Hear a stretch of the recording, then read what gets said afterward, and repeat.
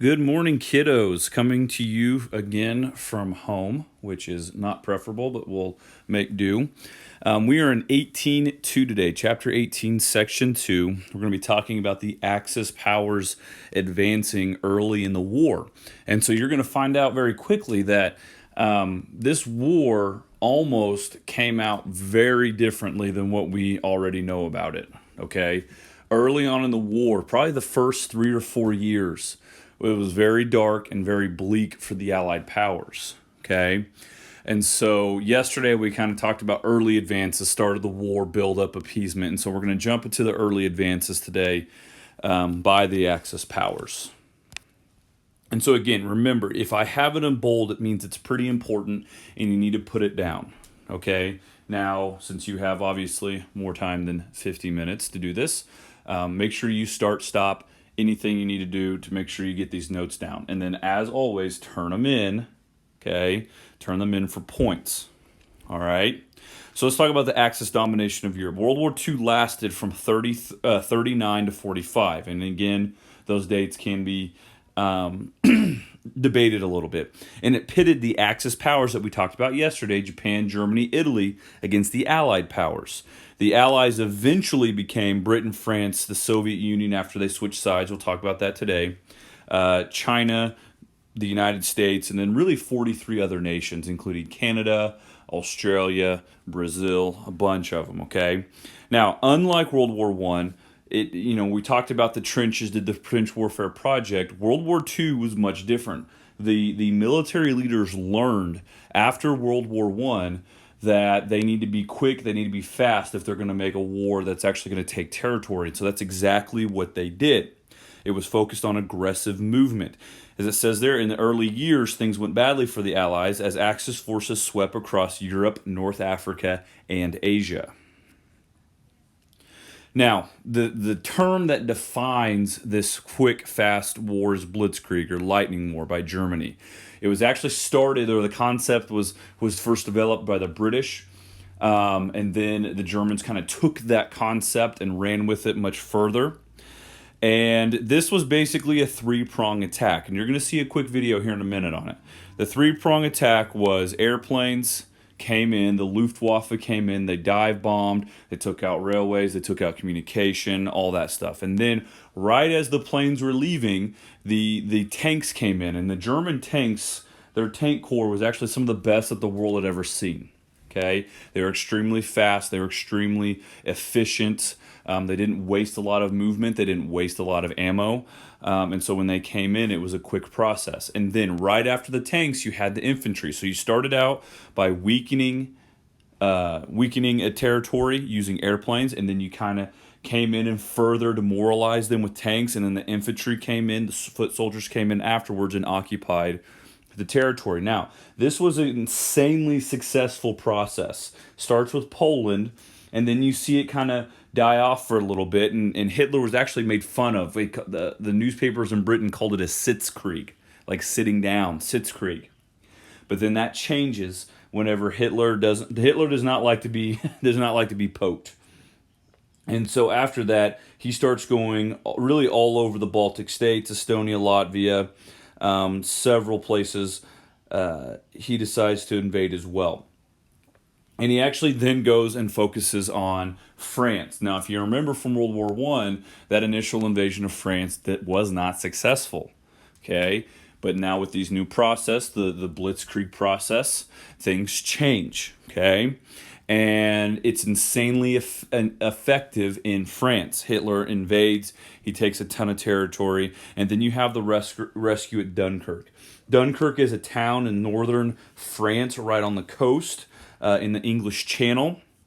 You had about 380,000 British soldiers trapped in this little town. Okay, now this is very early on in the war, but a lot of historians attribute this to being really the turning point of the war, even though Germany is very successful after this. But what happens, you have 300 and I think 80,000, 60,000, something like that. A lot of troops, basically the rest of the British military in this one town, or this one area around this town. And really, Hitler could have came in with his tanks and annihilated the entire British force. Okay? but he doesn't. It's one of those moments, one of those decisions that we talk about that kind of changes the course of the war. And so what happens is Hitler was afraid of losing his tanks because they didn't have the industrial capacity that we had in the United States. And so he decides to not attack initially. But what this does, the British put out a message in Britain that says, if you have something that floats, I don't care if it's a kayak or a cruise liner or a battleship, does not matter. Get over to Dunkirk, get as many troops as you can on there, and let's get back and lick our wounds. And that's exactly what happens. The British answered the call. Okay, you had tugboats. Okay, you had little fishing vessels, little single engine on the back of your boat that you kind of putter around a harbor with. Anything went across the English Channel, grabbed as many troops as it could hold, and they hauled back to Britain to basically say, hey, we lost this one, but we'll come back. And so the rescue at Dunkirk, what it did is it allowed the British to lick their wounds and then continue to fight later on in the war. And that's going to be significant. A lot of historians think if Hitler just would have came in and took this area, things in the war would have been vastly different. Now that the British troops are pulled out, France is essentially left to the Germans. And so France eventually surrenders because the German forces under this blitzkrieg mindset were simply too much. So what happens is that Hitler comes in. There's a famous photo of him looking at the Eiffel Tower after France surrenders. He sets up a puppet state. Sorry about that. Sets up a puppet state with the capital at a place called Vichy, Vichy, and essentially the French are out of the war. Now there was a massive underground Free France movement that would do like terrorist attacks and things like that, try to interrupt supply lines, and they were very effective during the war. Now, at this point, Great Britain is now the only Allied power left standing in Europe, okay? Because we're not in the United States is not in the war yet, and so Hitler institutes what's called Operation Sea Lion, and this is what he wanted to do. He wanted to essentially bomb the British into submission, and then send amphibious forces over to basically occupy the rest of Britain. Okay, and it came close to working, and there's a couple reasons why it didn't. One, I don't know if it was ever going to fully work, just because the British still had one of the most powerful navies on the planet, and yes, that's more so than Japan at the time. But what happens because of Operation Sea Lion is what's known as the Battle of Britain. And basically the Battle of Britain is about a several month long, about 57 nights in a row of aerial bombings by the Luftwaffe, or the German Air Force. Okay? And for a while it was very effective. Hitler thought that what was going to happen here is the British were just going to get tired of the bombings and simply give up, or overthrow their government and give up. The problem is he underestimated the British citizens. It just pissed them off even more. And so from that, they simply just kept fighting, and the resolve got stronger. They wanted to get him back for what they were doing. Now, during the Battle of Britain, it was an extremely dark moment. You had whole cities living in subways because that was the safest place to survive these attacks. It was just a very dark moment for the citizens. Now, Winston Churchill has now taken over as prime minister, and he's quoted in saying, "We shall defend our island, whatever cost that may be. We shall fight on the beaches. We shall fight on the landing grounds. We shall fight in the fields and in the streets. We shall fight in the hills. We shall never surrender." Now, that quote right there, it's an amazing quote, is probably what sums up the British mindset during this time. Okay, now 57 nights. I told you it was constant fighting, constant struggle. What changed the course of the Battle of Britain is eventually the British started using a new technology called radar. Now, why is radar important? Because what was happening is the Germans were getting very close to the island, very close to their targets before the British were able to launch their counterattacks, and they would often, fight them head on. The Luftwaffe pilots were insanely effective pilots. They were killers.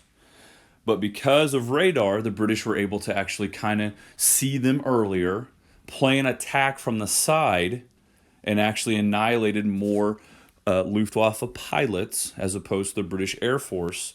And because of that, Hitler ends up pulling back the Luftwaffe, and the Battle of Britain's lost. Okay, so the British are actually successful in fighting them off. The Operation Sea Lion was a failure. Now, Hitler decides to kind of pull back, focus on the continent of Europe, and then look elsewhere. And we'll get to that here in a minute.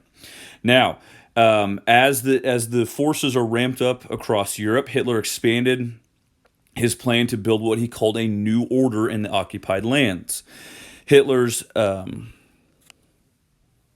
about that, guys. Ooh. Hold on. There we go. I only do these in one take, so whatever happens, happens. Now back to that new order while this happens. So now he's focused domestically on like what can he do within Europe to make things better. And so he sets up puppet governments all across Europe. He focuses on light-skinned Europeans and developing what he called the master race or the Aryan race. Okay, and this was to provide really a more pure race, and then he focused on getting a living space for these Germans, okay? And then he focused on building up industry, building up resources, focusing on really what the Nazis could do within. That's the new order, creating a new Europe for the British, okay? Now, this is a film that's a quick 5-minute thing that's going to talk about Blitzkrieg. So if you have anything that you want to add to your notes from this, go ahead. In the 1930s, Nazi Germany was preparing for war. Our British cousins wrote the book on how to do this. And promptly put it on the shelf because they didn't have the money. And the Germans read it, and guess what? They picked it up and ran with it. At the outbreak of war, only the Germans understood the importance of concentrating all their mechanized forces in one fast-moving push for the enemy's weak points. The architect of this blitzkrieg was Heinz Guderian. His belief in tank power is summed up by his catchphrase, Nicht kleckern, klotzen. Don't tickle, smash. The Germans used tanks in concentration. They were used at the point of a spear instead of being spread out along the front. Guderian was aware that tanks on their own would be vulnerable to Allied counterattack. They needed close support. The key to the blitzkrieg was the combination of armor, infantry, artillery, and the Luftwaffe with the Stuka dive bomber. U.S. forces absorbed the lessons of 1940 and used blitzkrieg tactics in the liberation of Europe. Fast-moving tanks had to be supported by fast-moving infantry. Only infantry could deal with infantry threats. Half-tracks, jeeps, and tanks themselves carried the infantry, crucial to the tank's survival. If you could get infantry that could move as fast as the tanks, the infantry could protect the tanks from the very dangerous infantry threats that you have lining every ditch, you know. They loved the tanks for other purposes. They rode on the tanks all the way through dangerous areas and then would get off if the artillery fire came in, which was attracted by the tank. We learned that when both worked together, the tank got the benefit of the infantry's ability to maneuver, and the infantry got the benefit of the tank's armored firepower. The new cavalry-style tactics would only be possible with good communication. Tank forces racing through enemy defenses would have to talk to each other to keep their shape. Communication between tanks in the 20s and 30s harked back to the 19th century. Some of the more ludicrous attempts were, for example, to use carrier pigeons between tanks. Obviously that didn't work very well and it wasn't used very well. One of the standard old battlefield methods being battlefield flags or semaphores, where one of the tank crewmen would try to signal to the other tanks using flags. Communication by flags and hand signals had problems, most of them obvious. How can you get coordinated, fast-moving, shock action type tactics when you're waving flags to tell people what to do? The problem is, if you expose yourself, you're dead. Something better was going to be needed for complete coordination of tank forces. Nazi weaponologists planned to use the Fuller tactical blueprint in their conquest of Europe. Blitzkrieg or lightning war would need the best tactics and the best communications. They knew that. Tactics are much more important And whether the tank has armor this thick or that thick, or whether the machine gun has, that caliber or that caliber, those are all minor details compared to making the right decisions and have the right skills. Guderian's solution to the problem of coordination was the new technology of FM radio. And it's no big surprise that the main German advocate of tank warfare, Heinz Guderian, was a signals officer. He was a radio officer. Probably the most important feature on German tanks, which made them so effective in blitzkrieg, was not their armor, not their mobility, not their firepower, it was their radios. Ironically, it was an American Army officer who invented the FM radio in 1934. Major Edwin Armstrong's FM sets were small enough to slip in a tank and gave a whole division multiple use of the same frequency. By the time you get to the interwar period, you have people attempting to make them smaller, but it's not really until the mid to late 30s that they become small enough to install in tanks. In May 1940, German forces invaded France. Within 6 weeks, French and British resistance had collapsed, and Nazi divisions were in Paris. Amazingly, the French had more tanks, bigger guns, and thicker armor. The French Char 35 was widely considered the best tank in the world. But what it didn't have was FM radio sets. And so the Germans, with inferior numbers, inferior armor, and everything carved through them like a hot knife through butter. Soon, all countries cottoned on to the importance of radio communication between tanks and commanders. Everyone got better FM radios into their tanks. Incidentally, these tanks who had intercommunication with each other, of course, so that the platoon leader could instruct a tank on his left, enemy tank approaching on your left flank. Give him help. Lives depended on the ability of commanders to communicate directly with their crews, even over the noise of a 35-ton monster and the boom of tank-on-tank combat. Combat is a very, very complex situation. The tank commander is so busy with his binoculars trying to check the enemy out. He's trying to hold on when the tank is rocking back and forth across a ditch. And when you get a command from the battalion commander saying, Lieutenant, you're going to lose your stripes or whatever it is, your bars, if you don't get your tank out of there now. And they don't want to end up in a ditch. They don't want to end up with their belly full of lead. So that the throat mic and the earplugs that each of the crew members had was pretty good and could overcome the noise.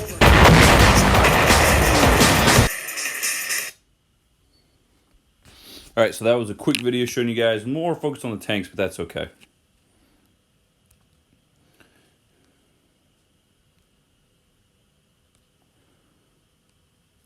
All right, so now we're going to get into so the Battle of Britain is lost for the Germans, okay? Operation Sea Lion fails. And so Hitler's not done. Like, just because he lost that one doesn't mean he is not going to go elsewhere. So he focuses on the Soviet Union. But if you remember that Nazi-Soviet pact from yesterday, okay, Hitler and Stalin were actually buddies. And so this move really shocked a lot of people as much as the pact actually shocked a lot of people. And so it says, as it says there, after the failure in Britain, Hitler turned his military might to a new target, the Soviet Union. A decision was made to invade the Soviet Union because the Soviet Union took pressure off Britain. It also proved to be Hitler's really one of his most costly mistakes because Churchill agreed to support the Soviet Union. Now, why does he decide to attack? Okay, again, there's that living space idea again. Okay, he wants more resources. You had regions in Russia that were insanely like oil rich and mineral rich for things that Hitler needed to build his empire. And so a combination of all those things is why he decides to jump in there. Now, as we talked about way back when with Napoleon, okay, the winter intervenes because Hitler is insanely successful. He advances rapidly throughout the Soviet Union, and the Soviets end up losing about 2.5 million soldiers trying to fend off the Germans, so a massive amount of troops. Okay, and again, he is using this mindset here. He's using the blitzkrieg. Okay, but like with Napoleon's Grand Army, the winter intervenes. By December, temperatures had plunged to about 0 degrees Fahrenheit, and that's not with the wind chill. And cold was a killer. German troops had set out in the summer and had no winter uniforms. The fuel froze in the tanks, and much of Germans' mechanized equipment was useless. Thousands of German soldiers starved or froze to death because of this. All right. Now, the damage hadn't been. It's not like it hadn't been done by this point, okay? Because you have the siege of Leningrad after that, or during that moment. It says in September 41, 2.5-year siege of Leningrad began. Food had to be rationed. It was very difficult for people there. Now, people got so desperate that the story goes that they actually, Russian citizens boiled wallpaper or scraped off walls because the paste was said to have potato flour in it. Like, it was a very dark moment for people. But the damage had really been done by this point, and he's occupying it. Now, obviously, Stalingrad's going to happen here in a minute, which I've talked about with you guys in class, but that's not until a little bit later. Now, we're going to get into U.S. involvement a little bit.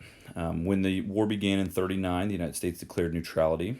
A lot of isolationists had their strong feelings. Many Americans, including FDR, President Franklin Roosevelt, they sympathized with those who battled the Axis powers because of what Hitler and Stalin and Mussolini were doing, and then in Japan.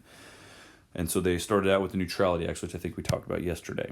So what is our early involvement? Okay, Roosevelt, because he's trying to get us out of the Great Depression. We're dealing with this conflict, but we're also dealing with the Great Depression. Decides to try to sell things to the Allied powers. Now, this was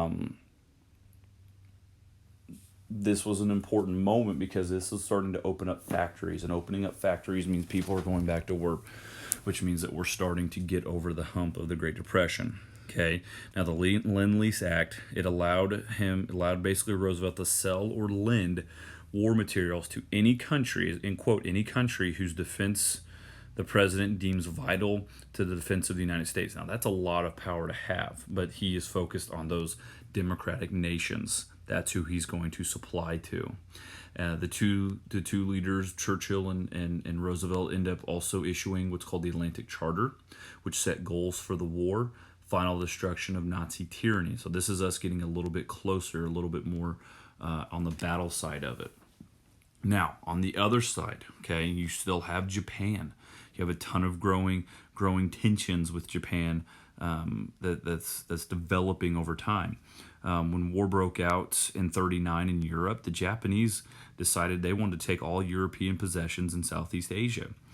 They took control of French Indochina and any like I said, Dutch East Indies, any place that was European controlled in the Southeast Asian part of the world, they were going to take. Now, when they started taking these territories, the United States decided to ban the sale of war materials such as iron, steel, and oil to Japan. The problem is that Japan needed those things from us, or they were not going to be able to continue their empire. Okay, so Japan ended up sending leaders to try to negotiate a deal out of this, but you had some more radical people in charge of Japan, such as Hideki Tojo, who became prime minister in 1941, and he decides that no, we need to try to knock the Americans out of this war before they're ever in it. Now, probably one of the most costly moves of the war. And so then you have the attack on Pearl Harbor, December 7th, 1941. So why did Japan do it? Japan hoped to seize more lands in Asia and the Pacific and believed the United States was interfering with their plans. They didn't want them to be a presence there. Now, Hawaii was not a state. It was a major territory and military base for us. We housed, tons of our most important naval fleet ships there. And when the Japanese bombed, it killed 2,400 people and destroyed battleships and aircraft. Now, what saved us, okay, so we lost a lot of battleships, but what saved us was the fact that all of our aircraft carriers, which are the most important thing to this war for a Navy, our aircraft carriers were not in port that day. And so our most important aspect of naval warfare was actually gone, and it saved us. Now, we have to lick our wounds, though, okay? That losing as many battleships and aircraft as we did, it hurt, Okay, but we weren't knocked out for sure. So the Japanese end up continuing their push after Pearl Harbor, and they take a ton of possessions, like I told you, and really most of the Pacific fell one by one to the Japanese, including American possessions. Japan captured the Philippines and other islands held by the United States. They overran British colonies of Hong Kong, Burma, Malaya. They advanced deeper in the Dutch East Indies. They completed the takeover of French Indochina. Their empire becomes massive, really by 1942. Now, it says the Japanese invaders treated the Chinese, Filipinos, Malaysians, and other conquered people with great brutality. In China, the Philippines, Malaysia, and elsewhere, they killed and tortured civilians. We've already talked about the mindset that they were in earlier when we talked about Japanese. And so things at this moment in the war are pretty dark for the Allied powers. You know, we're backed in a real corner. And so things are looking pretty bleak. This is a great mashup scene from Pearl Harbor. Gives you guys an idea of what happened, what it looked like, and we'll go from there.